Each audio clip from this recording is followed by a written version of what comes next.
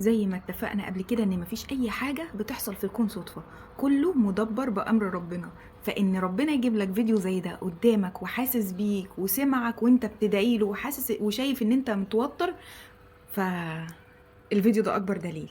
انا هقول لك على الوقت المناسب اللي هتذاكر فيه وافضل طريقة هتذاكر بيها، وشكرا على كده تضمن ان شاء الله النجاح بإذن الله. ونصيحة يمكن تغير مجرى حياتك أو تغير نظرتك عن بعبع الثانوية العامة اللي كل الناس بتخاف منه. 5 حاجات ملهمش سادس. أول حاجة منهم الدعاء. قبل ما تبدأ لازم تقول اللهم إني أسألك فهم النبيين وحفظ المرسلين والملائكة المقربين. اللهم اجعل ألسنتنا عامرة بذكرك وقلوبنا بخشيتك وأسرارنا بطاعتك. احفظ ده كويس قوي عن ظهر قلب وتمعنه وحسه وانت بتقوله. خلاص، نخش على ايه؟ رقم 2. اول ما بتصحى الصبح وقبل ما تنام بالليل. طب ايه بقى؟ الانسان او اي شخص في الدنيا الذاكره عنده بتكون جاهزه قوي ومستوعبه قوي ولسه كلير خالص. لو تلاحظ كده اي موقف، مثلا لما حد يجي يعكنن عليك الصبح كده فتقول ايه؟ الله ينكد عليه، قفل اليوم بتاعي على الصبح. خلاص، هي ثبتت في الذاكره عندك وقفلت لك اليوم كله. فانت اول ما تصحى الصبح تمسك كده زي الشطور الكتاب وتذاكر الدرس اللي انت عايز تذاكره. اتفقنا؟ بعد ما تذاكره، ومش لازم تفهمه قوي وتعصر نفسك، انا هقول لك ليه. هتيجي ساعة العصر كده، يعني الدنيا كده، هتذاكر برضو مذاكرة كويسة، مش اللي هو بقى قراءة عابرة، لا، هتذاكر مذاكرة كويسة. وبالليل قبل ما تيجي تنام هتراجع مراجعة عابرة كده على الدرس. تمام؟ هتنام خلاص، انت اخر حاجة قبل ما تنام هي ثابتة في مخك ان انت كنت مذاكر. هتصحى الصبح هتراجع الدرس وتذاكر الدرس الجديد، وهكذا. اتفقنا؟ دي اول طريقة. طيب في درس صعب عليك قوي انت مش عارف تذاكره وواقف معاك، نظرية التكرار المتباعد. نظرية ايه التكرار المتباعد؟ ايه دي؟ انك هتذاكر مثلا النهاردة الدرس، وبعد كده هتيجي بعدها بيومين هتذاكره تاني، وتيجي على اخر الاسبوع هتذاكره تالت، هتلاقي ثبتت معاك المعلومة وخلاص. دي تكرار متباعد. انت يعني ايه؟ بتلعب مع الذاكرة كده، فاهمني؟ مرة ده ما كنتش فاهمه كويس قوي، جيت تاني تقريبا لقطت كام حاجة، في التالتة خلاص ثبتت. تمام؟ تالت حاجة، بعد ما خلصنا الحاجات اللي فاتت دي، تفتح اليوتيوب. تفتح اليوتيوب، تعمل سيرش باسم الدرس، تسمع حد بيشرح لك الدرس. في حاجات هتكون مسقطة منك كده ولا كده، هتبص تلاقيه بيشرح لك ايه ده انا قرأت الكلمة دي قبل كده، ده انا اللي كانت في الدرس متهيألي حاجة زي كده قرأتها. وهو شرح لك حاجات وحاجات كانت مسقطة منك فثبت لك المعلومة. خلاص. رابع حاجة بقى والأخيرة، اشرح لنفسك الدرس بصوت عالي. بعد ما تخلص الفيديو خلاص، اشرح لنفسك الدرس بصوت عالي واكتبه الحاجات اللي انت فهمتها. بس وانت بتكتب بقى التركة، وانت بتكتب اقرأها بصوت عالي، عشان ده اكتر حاجة واقوى حاجة هتثبت في دماغك من بعدها، مش هتطلع تاني. في حاجة بقى حلوة عايزة اقولها لك. وانت بتشرح لنفسك، بدل ما تشرح لنفسك وعايز تكسب ثواب والثواب يبقى مضاعف وعشان ربنا يفتح عليك، شوف حد من اصحابك مش فاهم الدرس وروح اشرحه له في التليفون او قابله، اقعد معاه واشرح له الدرس. منها انك انت ثبت المعلومة في دماغك جدا، خلاص ده انت رحت شرحته، فمعنى كده انت مش هتشرح وانت مش فاهم. وتاني حاجة ان انت كسبت ثواب كبير قوي، انك ساعدت حد دعالك فهم بسببك، فالثواب مضاعف، وربنا سبحانه وتعالى هتلاقيه فتح عليك من ابوابه من حيث لا تدري ولا تعلم.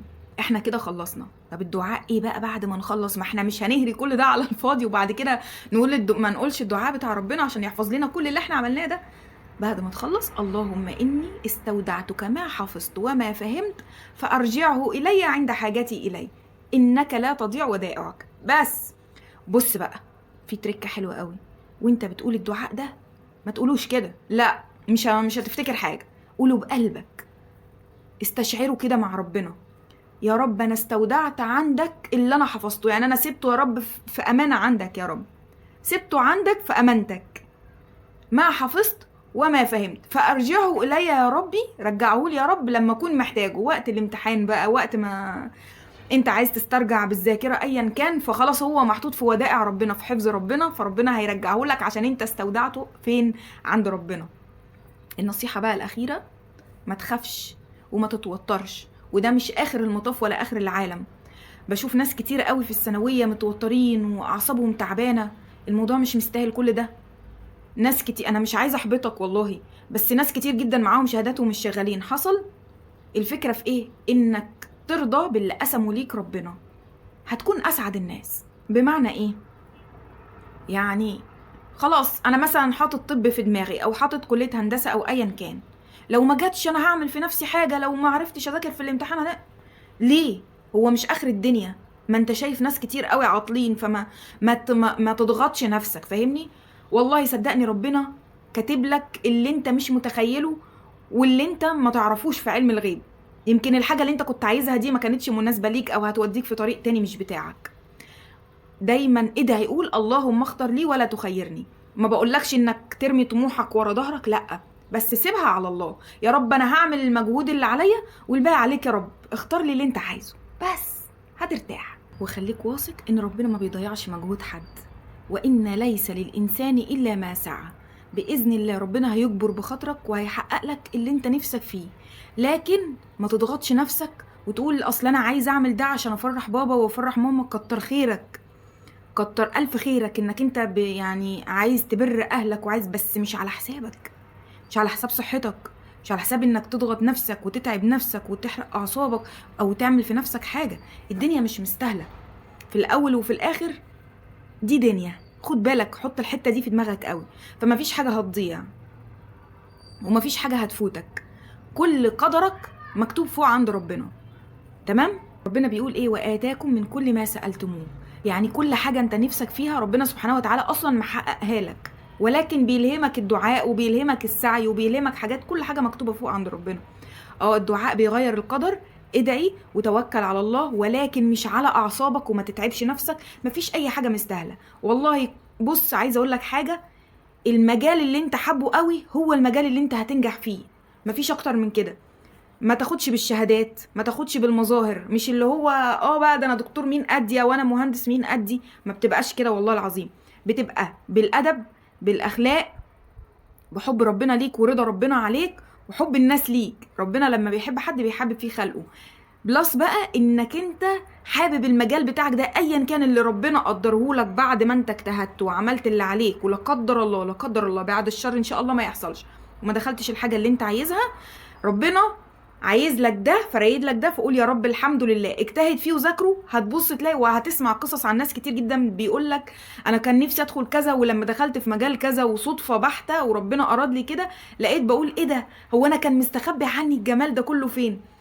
انا لو يرجع بيا الزمن كنت اخترت اللي ربنا اختارهولي. فما تضايقش نفسك وما تحبطش نفسك وما تضغطش نفسك، عشان ما فيش حاجة مستاهلة في الدنيا. بابا وماما هيفرحوا بيك اكتر لما تكون صحتك كويسة، لما تكون محبوب بين الناس، لما يكون ربنا راضي عنك وعامل كل اللي عليك وزيادة. خلاص الباقي بقى على ربنا، ما تشيلش هم اي حاجة تاني. عايزة بقى اوجه لكم رسالة، بما ان فيديوهاتي دي بتوصل لطلاب ثانويه، ولقيت كذا حد من طلبه ثانويه عامه بيقولوا لي بجد انت فيديوهاتك فرقت معانا، فانا قررت اعمل لكم الفيديو ده بعد ما بحثت كده وسيرش على كذا فيديو عن اهم طرق للمذاكره واهم طرق لتثبيت المعلومات. فعلى فكره عايزه اقول لك الطرق دي برضو تنفع جدا جدا جدا واساسيه لحفظ القران. احفظ ولو صفحه من القران، خد بالك القرآن بيقوي الذاكرة جدا جدا جدا، واللي في أزهر عارفين الكلام ده كويس قوي. توكل على الله وسيب الباقي على ربنا، ارمي حمولك على الله. عايزين بقى نعرف تجارب الشباب والبنات الأمارات، انت بتعمل ايه في المذاكرة بتاعتك عشان توصل اللي انت فيه، وعشان تثبت المعلومة بتاعتك. لو عندك معلومة زيادة تقدر تفيد بيها غيرك، ولكن عايزة ابصم لك بالعشرة ان دي خلاصة خلاصة خلاصة الخلاصة في الفيديو ده. ربنا معاكم ويوفقكم ويحقق لكم يا رب كل اللي انتوا نفسكم فيه، ويكتب لكم الصالح يا رب، يختار لكم ولا يخيركم. السلام عليكم.